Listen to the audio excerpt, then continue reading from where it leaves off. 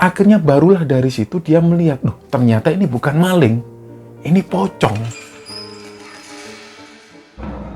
Dia melihat gulingnya ini nggak bermotif bunga lagi. Barulah dia sadar ternyata yang dipeluknya ini adalah pocong. Ternyata dia melihat ada sosok pocong dalam kondisi terbalik. Kakinya di atas dan kepalanya di bawah. Si sosok pocong ini ternyata mengeluarkan suara, tolong, tolong.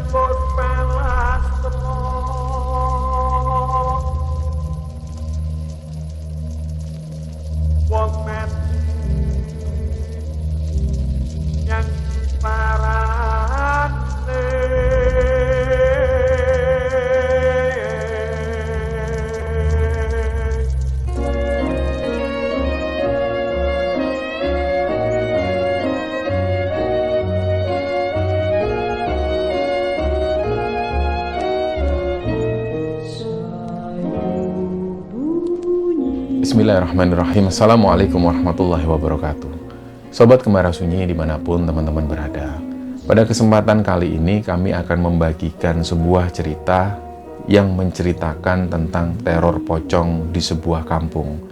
Sebelum kita masuk ke ceritanya, untuk teman-teman yang nonton tayangan ini dan belum subscribe, jangan lupa untuk subscribe lebih dulu agar channel Kembara Sunyi ini lebih berkembang lagi dan kami lebih bersemangat lagi dalam membuat konten-konten terbaru di Kembara Sunyi. Dan untuk teman-teman yang telah mendukung kami sejauh ini, kami mengucapkan terima kasih banyak. Semoga amal kebaikan teman-teman dibalas kebaikan berlipat oleh Allah Subhanahu wa Ta'ala.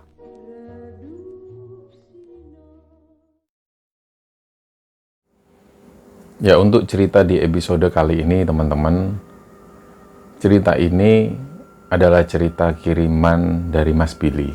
Yang beberapa waktu yang lalu, Mas Billy juga pernah mengirim cerita. Jadi kalau ada pertanyaan kenapa cerita Mas Billy ini di-up lagi, karena pas waktu Billy ini mengirim email di Kembara Sunyi, itu sebenarnya ada 3 bab, artinya ada 3 cerita di sana.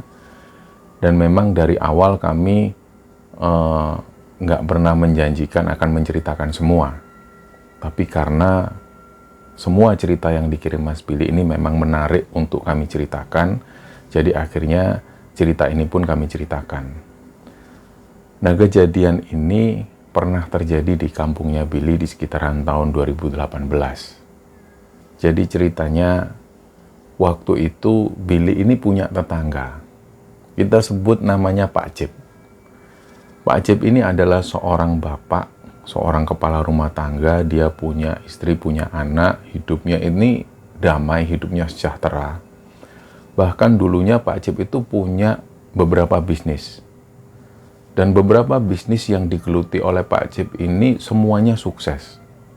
Nah, ternyata di balik itu semua, ada teman dekat Pak Cip ini yang bilang ke beberapa orang tetangga bahwa Pak Cip ini senang sekali melakukan ilmu-ilmu hitam. Jadi beliau itu sering mendatangi tempat-tempat angker untuk menempuh ilmu. Ya, pertanyaannya ini apakah ini adalah ilmu hitam atau ilmu putih? Jadi orang-orang masih simpang siur tentang itu. Yang jelas Pak Cip ini memang senang mendalami ilmu-ilmu semacam itu. Jadi selama bisnisnya ini berjalan, Pak Cip juga menekuni atau menjalani ilmu-ilmu tersebut. Nah, Pak Cip ini dikenal orangnya sangat ramah sekali. Ketika ketemu orang, ya beliau selalu menyapa. Apalagi kepada anak-anak muda yang seusia Billy. Di sana banyak sekali anak-anak muda seusia Billy. Pak Cip ini selalu senang guyon dengan anak-anak muda. Memang orangnya ini kalau di bahasa Jawanya itu belater orangnya. Dia ini suka menyapa, suka guyon. Kalau ada tetangga yang kesusahan, dia suka bantu. Memang Pak Cip orangnya seperti itu. Nah, sampai suatu ketika tiba-tiba bisnis Pak Cip ini menurun dan sampai pada akhirnya bangkrut. Nah, pas waktu bisnis Pak Cip ini bangkrut, beliau itu tetap semangat. Beliau tetap ceria, beliau tetap menjalani hidup yang seperti biasanya. Bahkan waktu itu Pak Cip ini sempat menjadi kuli bangunan. Jadi beliau ini nggak malu. Meskipun dulu pernah mempunyai bisnis yang sukses dan waktu itu bangkrut, beliau nggak malu jadi kuli bangunan. Beliau tetap menjalani hidup dengan semangat. Nah, sampai pada akhirnya orang-orang ini mendengar bahwa Pak Cip ini sering mendapat bisikan. Nah, waktu itu kejadiannya istri dan juga anak-anaknya Pak Cip ini sempat teriak-teriak heboh di kampung karena mereka sempat melihat Pak Cip itu sempat masang tali di tiang yang ada di atas genteng itu, dipasang tali dan beliau ini siap-siap mau mengakhiri hidup. Nah, melihat itu, salah satu anak Pak Cip ini teriak-teriak dan akhirnya upaya Pak Cip untuk mengakhiri hidup ini berhasil digagalkan. Nah, selepas itulah kemudian keluarga dari Pak Cip ini, terutama istri Pak Cip, menyimpulkan bahwa Pak Cip ini sering mendengar bisikan. Ini pengakuan dari Pak Cip sendiri. Ketika ditanya oleh istrinya, kenapa Pak sampean ini kok tiba-tiba mau melakukan hal yang seperti itu? Hal yang dilarang agama. Pak Cip sendiri bilang, "Nggak tahu ya Bu, kayak ada yang nyuruh. Aku ini disuruh, kamu ambil tali, coba kamu gantung di situ." Jadi inilah yang dirasakan oleh Pak Cip. Beliau selalu mendengar bisikan-bisikan semacam itu. Dan ternyata setelah Pak Cip mengalami hal itu, hal ini sering dilakukan oleh Pak Cip. Dan untungnya setiap kali Pak Cip mau melakukan hal ini, entah istri, entah anaknya selalu memergoki Pak Cip. Dan akhirnya nyawa Pak Cip tertolong. Sampai pada akhirnya beberapa tahun kemudian, tepatnya di tahun 2018, mereka semua kecolongan. Dan istrinya waktu itu sedang tidur nyenyak karena mereka semua kecapean dan mereka nggak sadar. Barulah ketika mereka bangun, kira-kira sore menjelang maghrib, mereka kaget melihat Pak Cip ini sudah tergantung di dapur belakang rumah. Kalau orang Jawa bilangnya pawon, jadi Pak Cip tergantung di sana dengan tali dan nyawanya sudah nggak tertolong lagi. Nah, akhirnya diumumkanlah berita bahwa Pak Cip ini meninggal. Dan Billy waktu itu posisinya ini kerja di luar kota. Tapi Billy terus monitor karena dia tergabung di grup WA bersama teman-temannya. Dia masih komunikasi dengan orang-orang kampung dan juga anak-anak muda di sana. Nah, ketika Pak Cip ini meninggal, di WA ini rame. Di grup WA, di grup keluarganya Billy ini rame semua membahas meninggalnya Pak Cip. Bahkan waktu itu Billy sempat dalam batinnya ini berkata, kok Pak Cip ini perasaan sehat walafiat, orangnya ceria, nggak sakit apapun. Ini meninggal kenapa? Jadi Billy sempat tanya di grup WA itu. Tapi anehnya nggak ada satupun orang-orang yang ada di grup WA ini membalas pertanyaan dari Billy. Jadi pertanyaan Billy waktu itu masih belum ada jawaban. Pak Cip ini meninggalnya kenapa? Billy belum tahu. Barulah waktu itu Billy ini pulang. Dia ini pulang selalu naik bis. Dan setiap kali sampai di depan desanya itu selalu malam hari. Kadang jam 12, kadang jam 1. Waktu itu Billy tiba di depan desanya ini sekitar jam 2 dini hari. Sempat di sana itu ada beberapa tukang ojek yang menawarkan transportasi untuk menuju ke kampungnya Billy. Jaraknya masih jauh, melewati jembatan besar. Nah, Billy ini sempat ditawari tukang ojek. "Ayo mas, ojek mas." Tapi Billy masih berusaha menghubungi teman-teman kampungnya. Siapa tahu masih ada yang melek. Ternyata di jam-jam seperti itu, gak ada jawaban sama sekali. Terpaksalah Billy menggunakan jasa tukang ojek ini. "Ayo pak, diantar pak." Diantarlah Billy sekitar jam 2 dini hari itu dan melewati jembatan. Nah, pas melewati jembatan, begitu mau masuk kampung, tukang ojek ini tiba-tiba motornya berhenti. Billy tanya, "Kenapa pak?" "Aduh mas, maaf ya mas, ya sebentar mas, tak cek dulu bensinnya." Nah, bensin ini dicek, ternyata tukang ojek ini kehabisan bensin. Nah, terus Billy bilang ke tukang ojek ini, "Wes Pak, ke rumah saya dulu aja, nanti bisa ngetap bensin saya, biar Bapak baliknya enak." "Udah Mas, nggak usah Mas, saya balik aja Mas, saya bisa nganter dari sini aja, maaf ya Mas." "Ya wes nggak apa-apa, ini Pak, tak bayar aja." Nah awalnya waktu itu tukang ojek ini nggak mau, tapi karena dipaksa Billy, tukang ojek ini pun mau menerima dan dia ini nuntun motornya kembali ke pangkalan ojek. Dan Billy pun melanjutkan perjalanan. Nah pas waktu melewati jembatan ini adalah akses masuk menuju kampungnya Billy. Sebenarnya masih ada jalan lain, jalan itu melewati persawahan tapi jalannya gelap. Jarang sekali orang yang lewat di sana. Nah Billy melewati jembatan ini dengan jalan kaki, tiba-tiba nggak jauh dari sana, Billy melihat Pak Cip itu duduk-duduk di atas jembatan sambil merenung. Di situ Billy ini nggak sadar bahwa Pak Cip ini sudah meninggal. Nggak sadar sama sekali. Jadi ya Billy nyapa seperti biasa karena Pak Cip ini orangnya ramah. Dia selalu menyapa. Yang menyapa lebih dulu waktu itu Billy. "Pak Cip, kok sendirian Pak Cip?" Tapi waktu itu Pak Cip ini diem. Beliau cuma nunduk.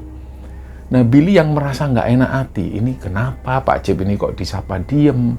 Aku ini salah apa? Jadi dia bergelayut dalam pikirannya. Aduh, aku ini salah apa? Sudah lama nggak pulang kok Pak Cip kayak gini. Disapa kok nggak mau jawab. Ya Billy akhirnya lewat.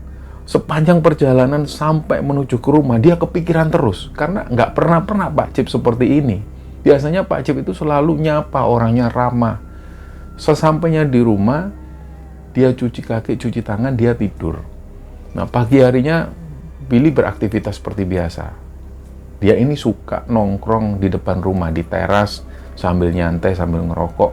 Sampai sore hari dan sampai waktu itu menjelang Isya.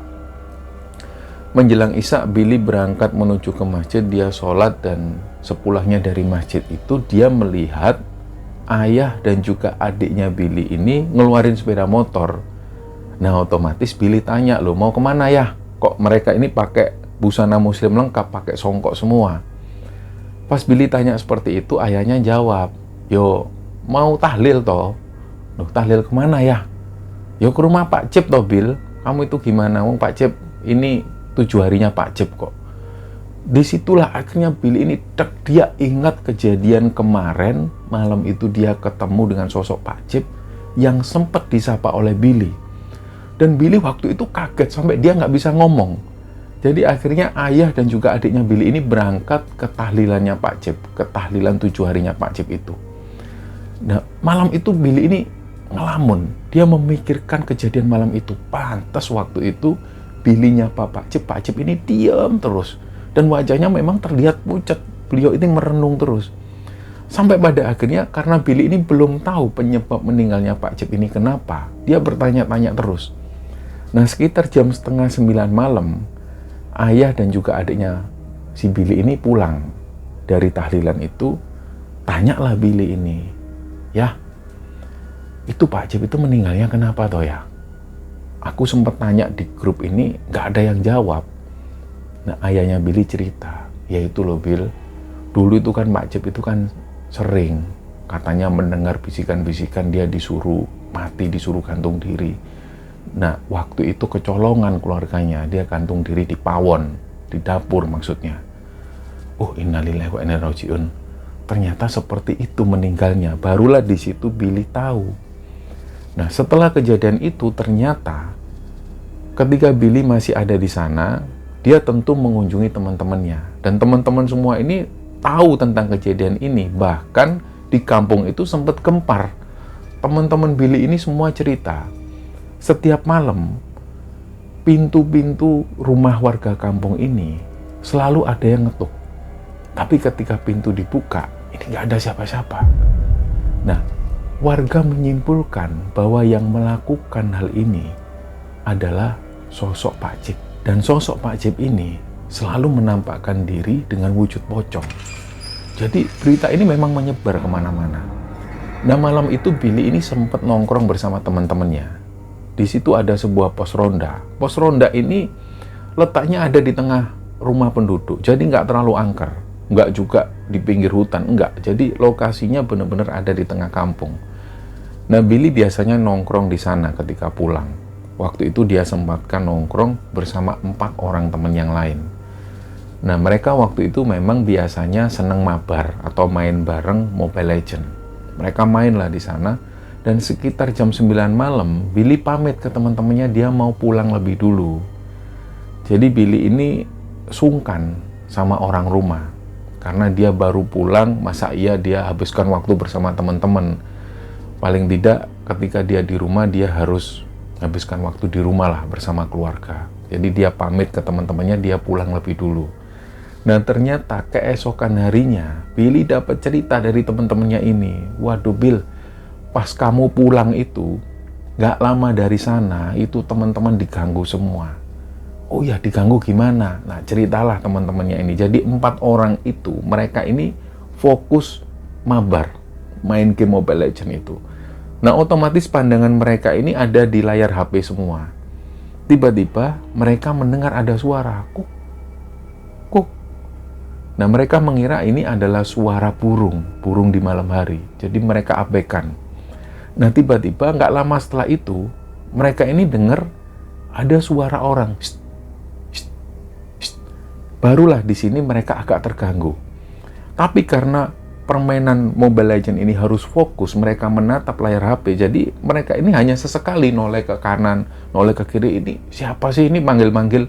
Tapi mereka tetap main HP itu.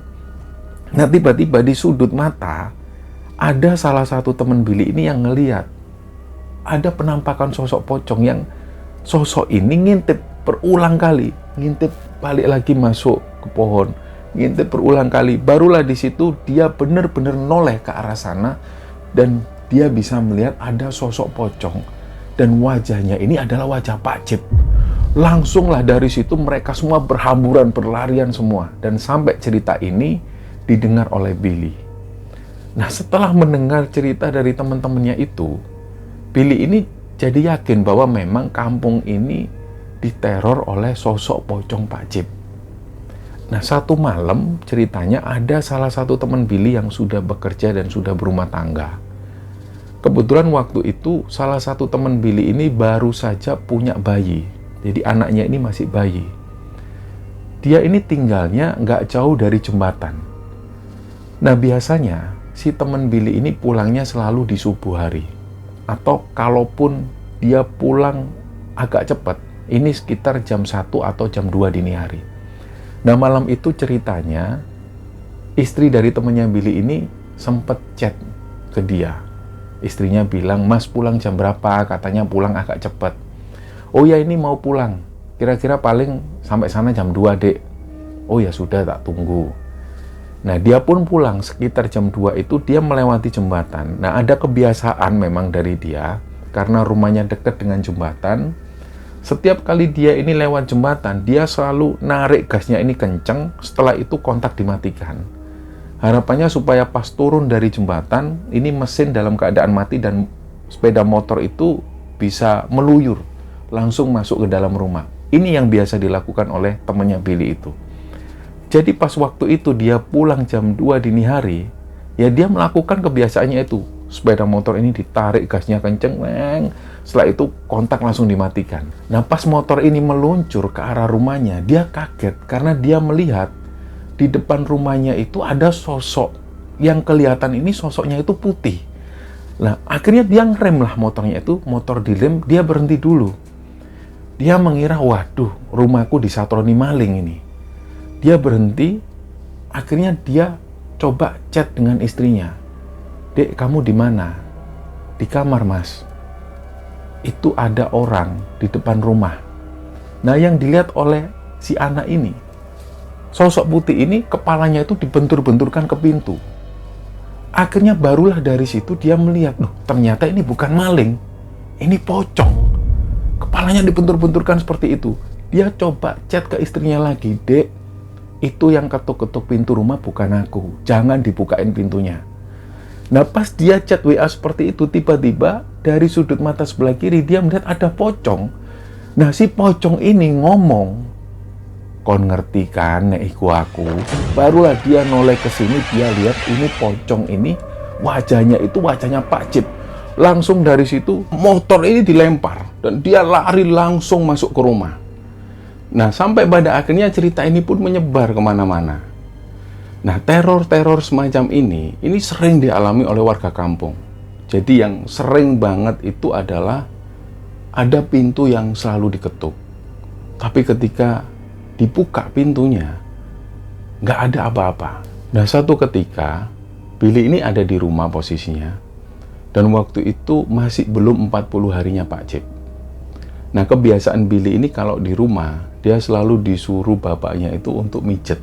Nah, waktu itu menjelang maghrib, suasana di rumah ini lampu mati. Jadi waktu itu sambil nunggu maghrib, si Billy ini dimintain tolong bapaknya untuk mijet.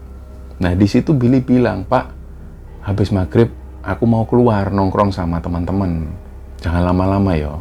"Iya, sebentar sambil nunggu maghrib." Nah, ternyata adzan maghrib pun berkumandang. Billy menuju ke masjid, dan ada kebiasaan dari neneknya Billy ini, beliau juga berangkat ke masjid. Nah, biasanya kalau neneknya ini sholat maghrib, beliau nggak akan pulang lebih dulu sampai isya. Yang beliau lakukan adalah zikir sampai isya.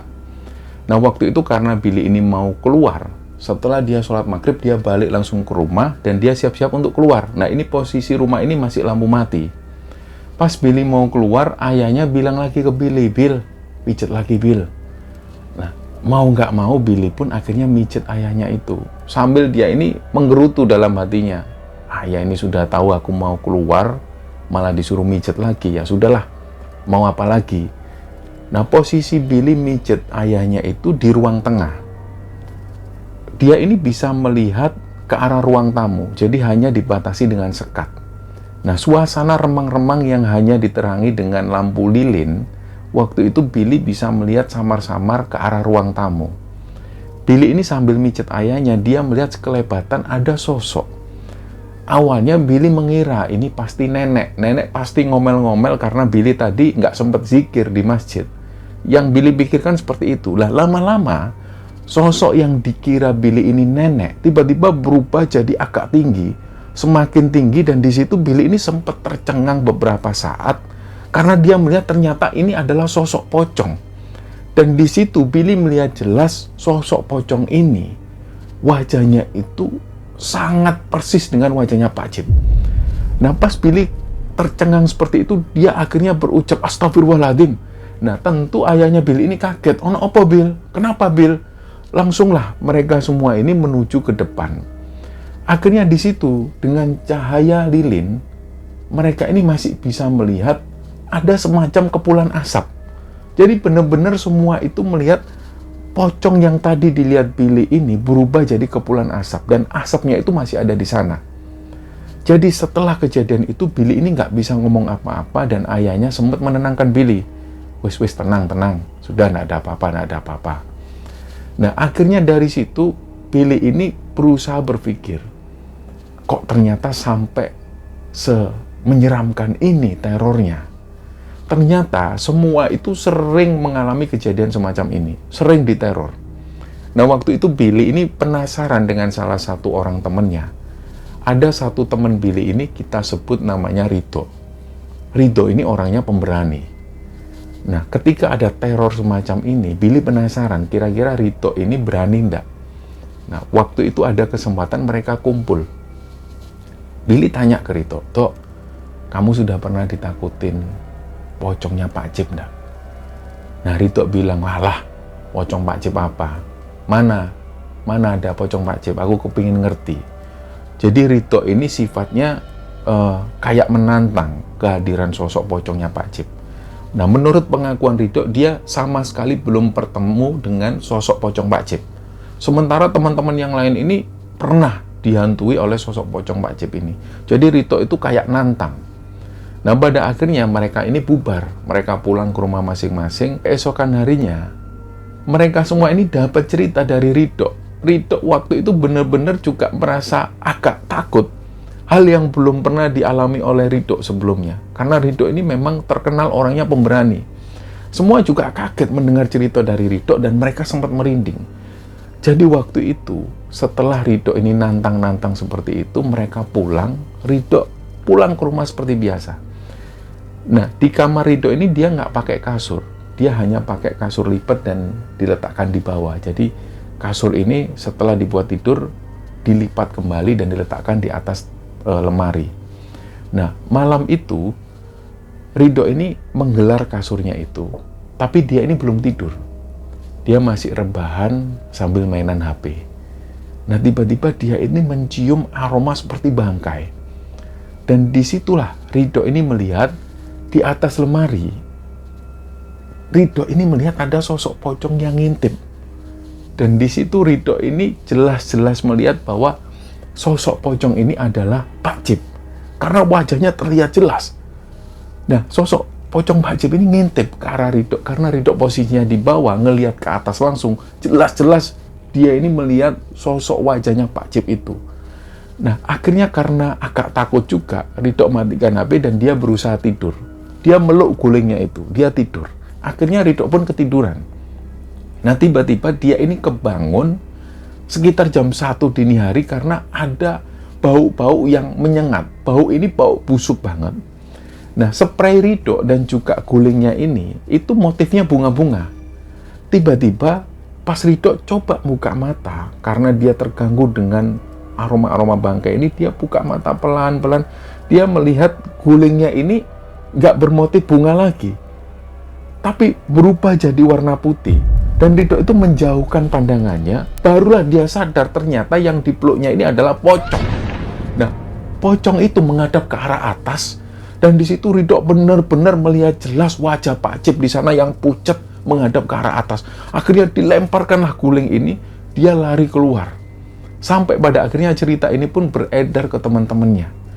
Nah, Ridho, orang yang dikenal pemberani ini pun, dia juga takut karena dia ini ditakuti sosok pocong Pak Cip itu dengan luar biasa terornya. Nah, kejadian ini terus berlanjut.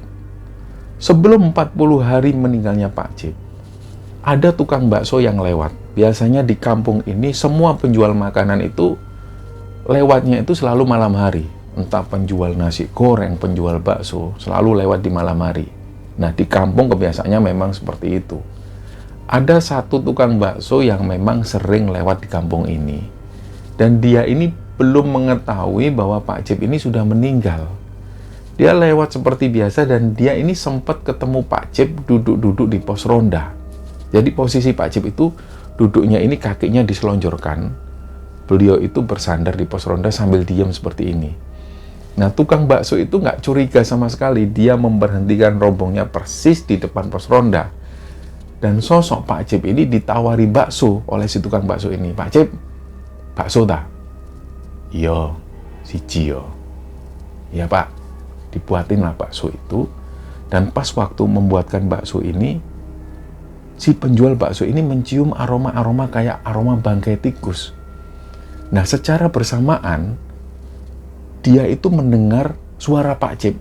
Tiba-tiba sosok Pak Cip ini sudah berdiri di samping tukang bakso ini, dan Pak Cip ini ngomong, "Dul, tolong jukukno tali nang pawonku, Dul. Dukno taline." Nah, tukang bakso ini otomatis noleh ke arah kiri. Di situ dia kaget melihat pocong Pak Cip yang berdiri di sana dan wajahnya itu pucat. Langsunglah si tukang bakso ini lari. Gak tahu dia ini lari kemana. Yang jelas waktu subuh setelah orang-orang ini sholat dari masjid, orang-orang ini heran, loh ini rombong bakso ini kok ditinggal di sini, orangnya mana? Barulah siang harinya tukang bakso ini datang ngambil rombongnya dan dia menceritakan kejadian yang dialami semalam. Jadi dia mendengar jelas suara Pak Cip ngomong seperti itu. Dia disuruh ngambil tali yang ada di pawon. Setelah mendengar cerita dari orang-orang bahwa Pak Cip itu meninggal dengan cara gantung diri, barulah tukang bakso ini ketakutan merinding. Ternyata si tukang bakso ini disuruh ngambil tali yang dibuat Pak Cip gantung diri. Nah, setelah kejadian itu, si tukang bakso ini sudah nggak berani lagi jualan di sana. Itu lama sekali. Sampai hampir 2 bulan dia nggak berani jualan lagi di kampung itu. Nah, kejadian semacam ini masih sering dialami oleh warga kampung. Jadi ceritanya, ada tetangga Billy ini sepasang suami istri. Kebetulan istrinya itu rumahnya ada di kampung sebelah. Malam itu nggak tahu kenapa si anak ini nangis terus-terusan, minta pulang ke rumah ibunya yang ada di kampung sebelah itu. Setelah dibujuk, dirayu terus, akhirnya anak ini tetap nggak bisa diam. Dia terus nangis, dia ingin pulang ke rumah ibunya. Akhirnya mereka pun memutuskan pulang ke rumah istrinya itu. Jam 1 dini hari mereka menyalakan motor. Nah, si anaknya ini duduk di depan, dibonceng lah. Mereka itu menuju ke kampung ini nggak lewat jembatan, tapi melewati persawahan yang ada di belakang. Nah, memang di persawahan itu ada jalan, tapi jalan ini jarang banget dilalui oleh orang karena jalanan itu relatif sepi dan juga nggak ada penerangan di sana. Selain itu juga memang jalannya ini masih banyak yang rusak, jadi jarang sekali ada orang yang lewat sana. Dan memang lewat jalan ini lebih cepat untuk menuju ke kampung sebelah. Jadi diputuskanlah mereka lewat jalan itu. Setelah melewati persawahan yang gelap itu, mereka melewati rimbunan bambu. Nah, tiba-tiba di depan mereka persis, tanpa mereka sadari, ada sosok pocong yang jatuh, dan langsung jatuh tepat di depan mereka. Mereka ini nggak sempat ngerem. Jadi kejadiannya itu, menurut pasang suami istri ini, karena anaknya ini posisi ada di depan, anaknya ini teriak dan dia ini nangis histeris. Dan waktu itu mereka nggak berhasil mengerem dan pocong ini terinjak. Mereka itu merasakan gerujek. Mereka merasakan mereka itu nginjak sosok pocong itu. Jadi sampai pada akhirnya dalam perjalanan itu, tangan mereka ini gemetaran. Mereka nggak bisa ngomong sampai ada di rumah mereka masih diem. Nah, barulah keesokan harinya mereka menceritakan cerita ini ke orang-orang kampung. Jadi teror-teror semacam ini terus berlanjut. Jadi anak-anak yang ada di sana, anak-anak kecil yang berangkat ngaji dan lain sebagainya, mereka juga dengar cerita pocong ini. Bahkan ada juga yang menjadikan cerita pocong ini sebagai bahan guyonan untuk nakut-nakutin temennya. Jadi ceritanya waktu itu pas anak-anak ngaji ini mau berangkat menuju ke masjid untuk ngaji, mereka itu berjalan melewati kebun-kebun penduduk, ada kebun pisang di sana. Mereka itu sempat guyon-guyon, ada pocong, ada pocong. Jangan nakut-nakutin. Ya, namanya anak-anak kecil, mereka saling bercandaan satu sama lain, nakut-nakutin temennya. Tiba-tiba pas mendekati perkebunan pisang itu, mereka semua dikejutkan dengan sosok pocong. Jadi pocong ini tiba-tiba turun dari atas, beruak jatuh ke bawah.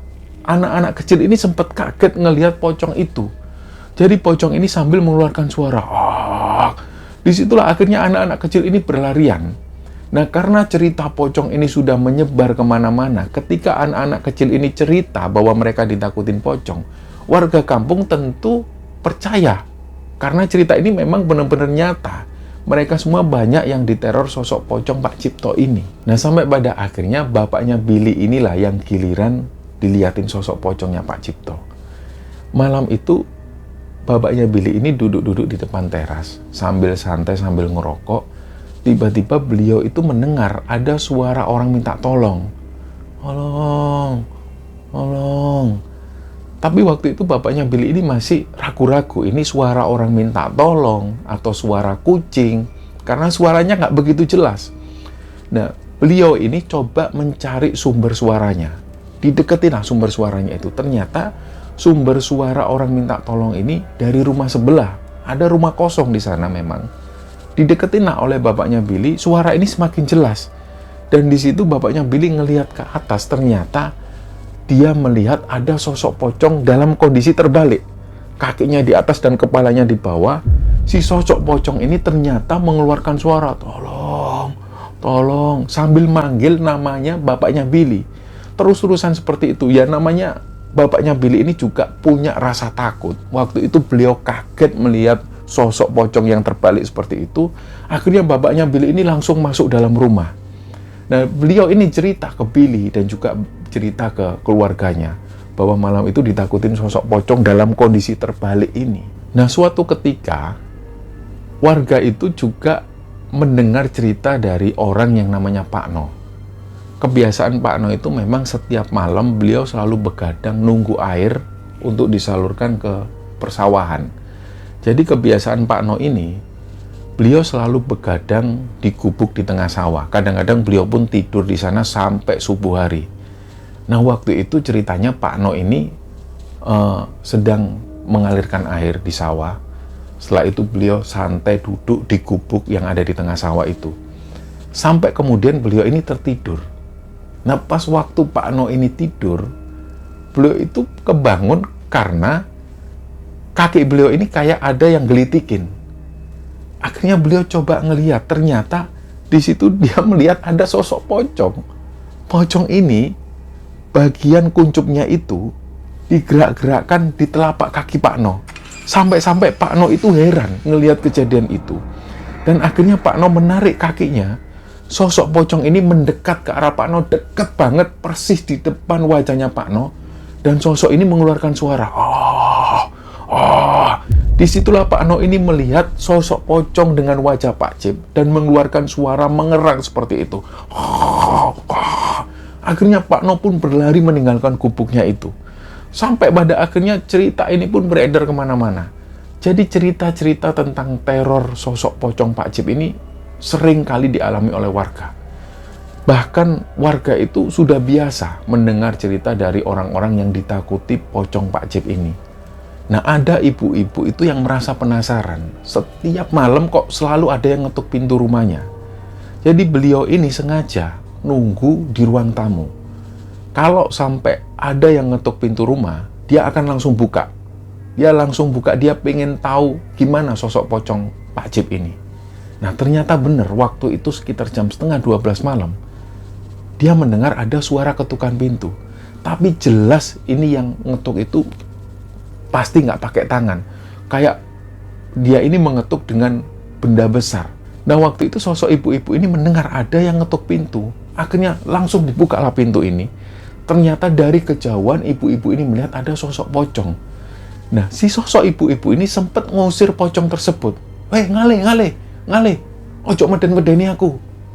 Pergi, jangan nakut-nakutin aku.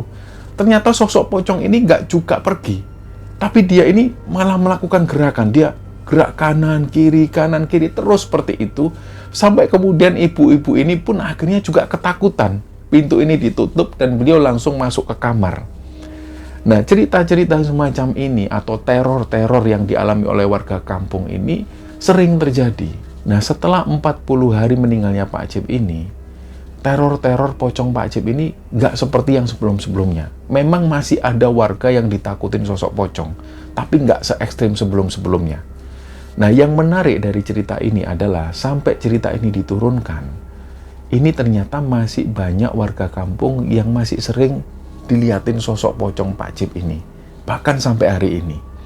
Nah, tentu hal ini bisa kita jadikan pelajaran bahwa orang yang meninggal dengan cara seperti itu, dengan cara mengakhiri hidup dengan gantung diri atau apapun itu namanya, tentu hal ini sangat dilaknat oleh Allah Subhanahu wa Ta'ala, dan hal ini tentu dilarang agama. Nah, semoga teman-teman kita semua dijauhkan dari perbuatan-perbuatan keji semacam ini, dan semoga kita semua selalu dalam perlindungan Allah Subhanahu wa Ta'ala, dan kita selalu ditetapkan iman dan takwa kita, dan kita bermohon kepada Allah kita selalu ditunjukkan jalan yang lurus, selalu diberi kesabaran ketika ada ujian, dan semoga kita semua dijadikan orang-orang yang selalu istiqomah untuk selalu berada di jalannya Allah.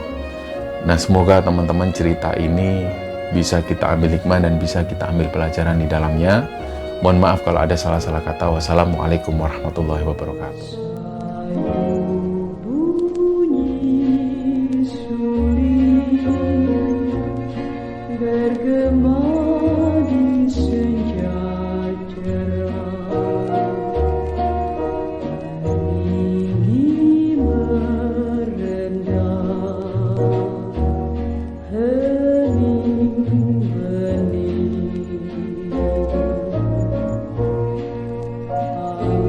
Maya